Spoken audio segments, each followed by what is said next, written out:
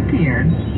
All you have to do is point. And if you have a garden gnome who is ready to retire, we'll take that garden gnome to Garden Gnome Island, where they can just lay around and eat snacks and tell jokes all day. You can always count on 1-800-GOT-JUNK to go the extra mile. And we do it with a smile. See all the retired garden gnomes at GardenGnomeIsland.com. We make junk disappear. All you have to do is point. Call 1-800-GOT-JUNK. Or visit 1-800-GOT-JUNK.com. We don't take a break from what we do.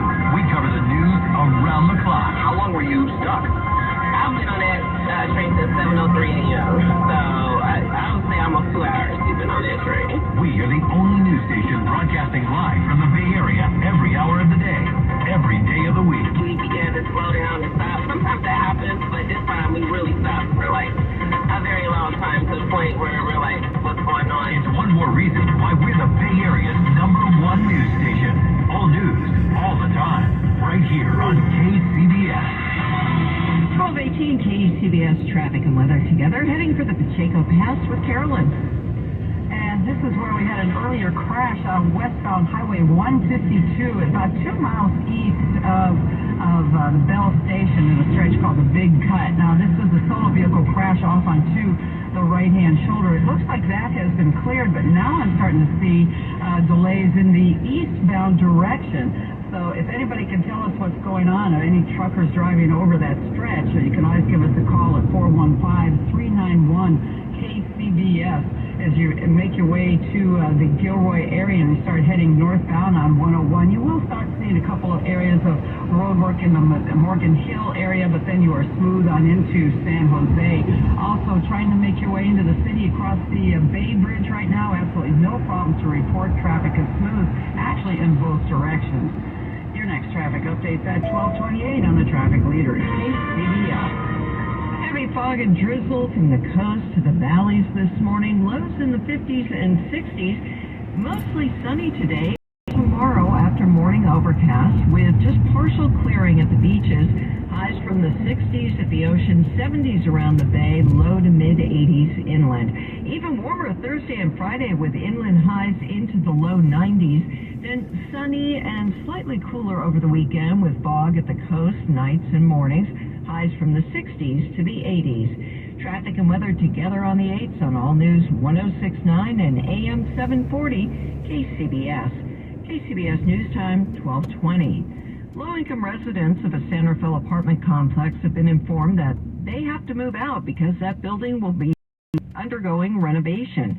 KCBS's Jeffrey Schaub reports that there are very limited housing options available to these people, and they wish their landlord would do more to help. Lucy has lived in her apartment at 400 Canal Street for a long time. 19 years. 19 years. Yeah, So it's a real home for you.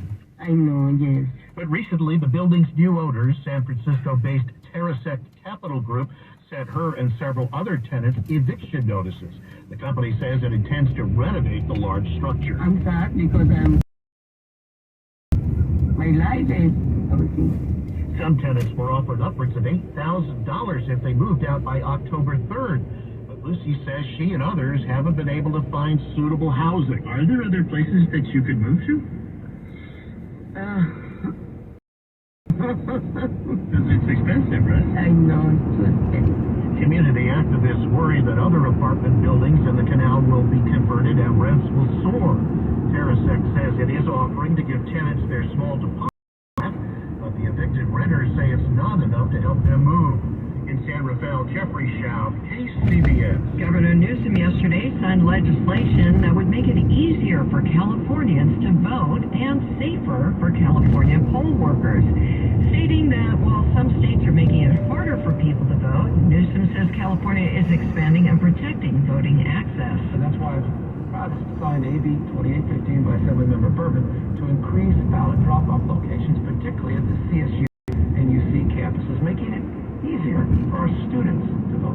California does send every voter a ballot in the mail, and Newsom says he signed into law legislation from Southern California State Senator Josh Newman that puts in place protections for poll workers who receive threats. Newsom says they now have the option of keeping their home addresses and private information confidential. Addressing the rise in threats targeting election workers, the Election Worker Protection Act would ensure election workers' safety. Here's KCBS's Jim Taylor. They're on the front lines of democracy. Recent survey, 1 in 6 election officials report receiving threats because of their jobs as election workers. Analysts say it's a direct result of the big Trump lie. After the 2020 election, you had, millions of people refusing to accept the results of the election. New York Times political reporter Neil Vigdor telling CBS News that had led to a rise of misinformation, harassment, and even death threats. The Election Workers Protection Act, sponsored in part by California Senator Alex Padilla, does make it a federal crime to threaten, intimidate, or coerce election workers. Jim Taylor, KCBS. Members of Congress are feeling the political heat to keep a government shutdown from happening at the end of the week. Dick Helton reports. They need a short-term spending bill while they try to figure out the budget for the coming fiscal year. Democrats want to put some energy items into the bill the Republicans oppose. CBS congressional correspondent Scott McFarland. There's going to be a scramble this week after Congress returns here Tuesday night to get this done ahead of a Friday midnight deadline. And really, it begs the question, what's going to happen next year if there's divided government? Republicans do take control of the House and the Democratic administration. Can they do things like keep the government functioning or raise the debt ceiling? Next year has even higher stakes and higher risk. And again, the deadline to get this one done, Friday midnight. Dick Helton, CBS. This week marks the culmination of a 4-year-long campaign in Oregon to plant saplings grown from seeds of trees that survived the atomic bombings of Hiroshima. An Oregon official involved in the campaign says recognition of the continued threat of nuclear weapons is especially relevant today, with Russian President Putin making veiled threats to use them in his war against Ukraine. An arborist from Ashland, Oregon, obtained the seeds from Green Legacy Hiroshima and germinated them. Oregon Community Trees and the State Forestry Department collaborated in finding homes for all those trees. 12:25, we are on to the Money Watch. This is a Bloomberg Money Minute. Insurance companies are bracing for Hurricane Ian. One analyst notes this third quarter has been unusual for a lack of named storms, but Ian is a reminder, he says, the hurricane season doesn't end. The insured loss potential is in the billions, depending upon the storm's path. We'll see if stock investors are able to take a breather today after yesterday's slide of 0.6 to 1.1% that sent the Dow into a bear market. The director of research at FAB Capital Partners says central banks want to slow the economy down, but companies want to keep as many workers as possible on the payroll to avoid being left out when the next recession ends. And they are still looking for workers, but there is a new problem. It's being called the paper ceiling. The barriers, the requirement for a college degree posed for job hunters. About 70% of new jobs come with degree requirements. Now a new national public service announcement developed by Opportunities at Work and the Ad Council for taking heed of the requirements. Joan Donovan, Bloomberg Radio. Debt is not your friend. Here's how to combat it. I'm Mark Hamrick with a Bankrate.com Personal Finance Minute. Any reasonable strategy to pay off debt is aimed at securing a financially sound future. It means being able to afford the things you want and need. A couple game plans use winter weather-related analogies. So-called debt snowball strategy suggests paying off the smallest debts first. By paying off the smallest debt completely, one may build momentum or snowball payments as debt is paid off. It can be a good way to create your own motivation. How about trying the debt avalanche method? After necessarily paying the minimum balance out on all the other debt, put as much money as possible toward the debt with the highest interest rate. This is good for individuals aiming to maximize interest savings. A debt management plan can help lock in lower interest rates with creditors emerging from debt more quickly. For more, check out Bankrate.com. I'm Mark Hamrick. 1 in 3 adults has prediabetes. 1 in 3. That means it could be you, your football buddy, your football buddy, or you, your best man, your worst man, you, your dog walker, your cat jug. While 1 in 3 adults has prediabetes, with early diagnosis, prediabetes can be reversed. Take the risk test at doihaveprediabetes.com. That's doihaveprediabetes.org. Wait, did they just say 1 in 3 adults has prediabetes? That's 33.33333% of adults. That means it could be me, my boss, or my boss's boss, or me, my favorite sister, or my other sister. That's 7 members of my 21-person romantic book club. Wait, the 1 in 3 could be me, my karaoke partner Carol, or my karaoke enemy Jeff. I'm gonna take the risk test at doihaveprediabetes.org. Brought to you by the Diabetes Awareness Partners. 1228 KCBS Traffic and Weather together. MacArthur Maze, first up for Carolyn Burns. That's right, and in the MacArthur Maze there, southbound 880, just after that 80 split. Apparently a small car is facing the wrong way in the right-hand lane.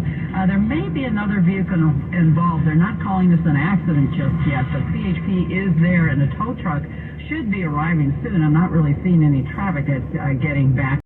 And in the Mountain View area now, northbound 101 just before Shoreline Boulevard, we have first reports of some type of a traffic hazard there. We don't know if it's a stall or what it might be. CHP is on the way. If anybody happens to be driving by, can always give us a call at 415-391-KCBS. And other than that, if you are trying to get out to the city, right now heading northbound on the Golden Gate Bridge, no problems to report there. But southbound, there is road work in place from Spencer Avenue all the way to the toll plaza. A little stretch of slow traffic across mid-span. Your next traffic update is at 12:38 on the traffic leader, KCBS. Rain layers stretching out across the entire Bay Area pretty much from the coast to the inland valleys. That means foggy, a little bit of drizzle, especially along the coastline. And it'll burn off by midday, leaving us with mostly sunny skies, temperatures ranging from the 60s at the coast to the mid-80s inland. Traffic and weather together on KCBS. We were on vacation when my 4-year-old son woke up with a very high fever. We were scared and we had to find an emergency room immediately. In an unfamiliar city in the middle of the night, we had no idea where to go. 1 in 5 children will visit an emergency room this year. But did you know that some ERs are more prepared for pediatric emergencies than others? But there is help.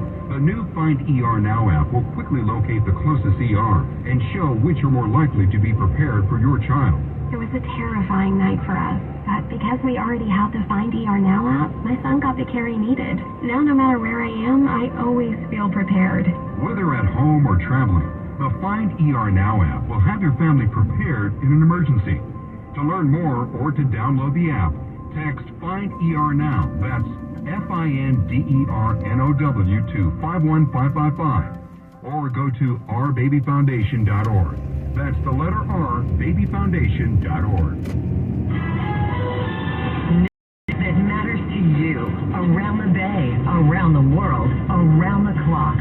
All news, 1069 and AM 740, KCBS. Tuesday, September 27, 2022. Coming up. I'm Chris Carlo. There are 2 gambling measures betting against each other on this year's ballot. I'll dive into the details. Getting more price transparency for airline travelers. And we'll tell you about a rock guitar auction. It's 12:31. CBS News Brief. Ian could hit Florida Wednesday as a Category 4 hurricane. It's now a Category 3. Tampa Mayor Jane Castor. You can never accurately predict these storms. It's Mother Nature, and the one element that wins 100% of the time is Mother Nature. The markets closed down sharply Monday over fears of a global recession. Art Hogan is the chief market strategist at B. Riley Wealth. We were to see things like housing prices coming down, which we are, if energy prices continue to decline, which they are, if we see improvements in the inflation data, I suspect that recession will be more of the garden variety, meaning it's, sort of short and shallow. NASA has hit an asteroid 7 million miles away with a refrigerator-sized spacecraft. Ralph Semmel is the director of the Johns Hopkins Applied Physics Laboratory. I am thrilled to be able to announce the successful conclusion of NASA's Double Asteroid Redirection Test, the world's first planetary defense test mission. CBS News Brief, I'm Christopher Cruz. And I'm Liz St. John, KCBS News Time, 12:32. President Biden is supporting an initiative to allow travelers to see a more complete price on airline tickets before they buy them. This plan isn't new. It was introduced back in 2017 but failed to pass. This time the White House is trying